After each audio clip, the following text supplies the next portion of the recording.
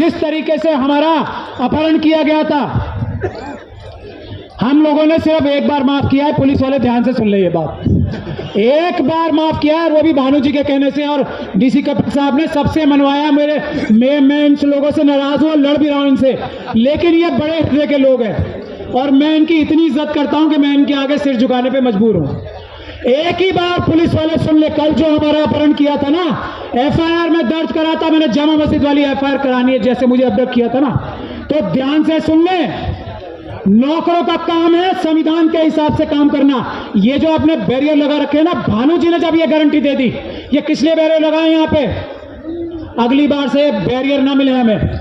ध्यान से सुन लो ये बात, ये गैर संवैधानिक गैर कानूनी काम है जो एक बैरियर लगा रखे हैं। हम इन बैरियरों से नहीं डरते हैं, हम संविधान के रक्षक हैं, हम इन बैरियर की वजह से यहां नहीं रुके हुए हैं। ध्यान से सुन ले, अमित शाह साहब भी और बाकी सब भी लोग, हम इसलिए रुके हैं क्योंकि हम देश में हम नहीं चाहते कानून व्यवस्था टूटे। इसका यह मतलब नहीं है नौकर हमारे सर पर चढ़ के नाचेंगे। हम देश के मालिक हैं, देश की जनता है, पुलिस को हमारी रक्षा करनी है, हमारा अपहरण नहीं करना है, हम पे डंडे नहीं चलाने, तब जब तक हम संविधान के रास्ते पर चल के पीसफुल प्रोटेस्ट कर रहे हैं। पहली चीज मैं ये बता रहा हूं, और ये सबसे बड़ी जरूरत है इस आंदोलन को आगे ले जाने की। हम वकील लोग जिम्मेदारी लेते हैं कि पुलिस आपको तंग नहीं करेगी। पूरे देश में आंदोलन करने के लिए हम जिम्मेदारी लेते हैं। दूसरी बात, जो भी आंदोलन हो रहे हैं, ट्रांसपोर्टर्स का आंदोलन, और डीसी कपिल साहब ने अभी अच्छा 8 मिनट बाकी है। आज के लिए ये कानूनी व्यवस्था गलत है, सिर्फ आज के लिए, वरना हम आपसे बैठ के डिबेट कर सकते हैं। डीसीपी साहब आप हमें कानून में व्यवस्था नहीं दिखा सकते 5 बजे खत्म करने की, लेकिन हम इज्जत करते हैं भानु जी की, हम इज्जत करते हैं देश के संविधान की। आज हमने अपना जबान दे रखा, मैं 1 मिनट में अपनी बात खत्म करूंगा। यह आंदोलन चलेगा, पेपर बैलेट के लिए चलेगा। दूसरी बात, एक 22 जनवरी की बात मैं कह के अपनी बात खत्म कर रहा हूं आधे मिनट में। 22 जनवरी को बहुत बड़ा आह्वान हुआ है, सभी लोग अपने धार्मिक स्थलों पे जाएंगे। इस धार्मिक स्थलों पे जाने के वक्त हम लोग सब ऊपर वाले से यह प्रार्थना करें, जिसको जो भी मानता है, कि हम लोग ईवीएम हटा के पेपर बैलेट से ये बैलेट से हम इलेक्शन कराएं।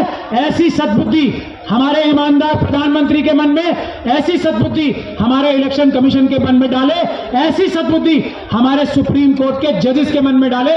ये हम चाहते हैं कि हर एक व्यक्ति 22 जनवरी को ये अपने अपने आराध्य, अपने अपने रिस्पेक्टेड, जिसको भी वो ऊपर वाला मानता है, ये प्रार्थना भी करे। और जो लोग इस प्रार्थना को नहीं सुनते, उनको इस दुनिया में भी और आने वाली दुनिया में भी सजा दे ऊपर वाला, ऐसी हम गुजारिश और रिक्वेस्ट करते हैं सब लोग ये प्रार्थना करें। बहुत बहुत धन्यवाद। कहने तो बहुत कुछ है, बाद में कभी कहेंगे, अभी तो ये शुरुआत है, आगे और लड़ाई है। 2024 का चुनाव अगर बैलेट पेपर से नहीं हुआ, ये 2024 का चुनाव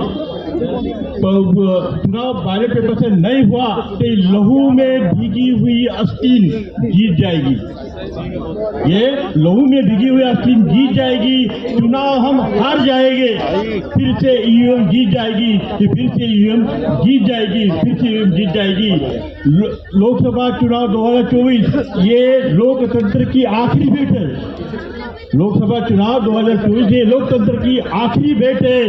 416 वोट की सीटिंग बीजेपी की तो ईवीएम में सेट है, ईवीएम में सेट है, ईवीएम में सेट है। सम्मानित साथियों, सारी बातें हो चुकी हैं, सारे बुद्धिजीवी लोग हैं, सब कुछ जानते हैं। अजय जी, तो जब यहाँ इस देश में लड़ाई सवर्ण हिंदू बनाम शेष भारत है, 10% लोग जमहूरियत के चलते हुकूमत करें, किसी भी तरह से करें, ये लानत है हम मेजॉरिटी के लोगों पर, 90% लोगों पर। तो ये जो जब इनका 33 करोड़ देवी देवता फेल हो गया, तो इस देवी को इम्पोर्ट करके ले आए, देवी ईवीएम को। ये देवी है जो इनको बचा रही है, इसको इम्पोर्ट करके लाए। और देवी बेचारी परेशान हो गई है, इनके गुंडों के बीच में फंस के देवी परेशान हो गई है कि भाई मैं सभी प्रिय हो गई हूँ, मैं तो जनप्रिय ईवीएम हो सकती थी, लेकिन इन गुंडों के हाथ में मैं संप्रिय हो गई हूँ, तो मुझे इनकी कैसे मुझे निकालो। मैं ज़्यादा बात नहीं कहूँगा। आज के लोगों के सिर्फ ये एक मैसेज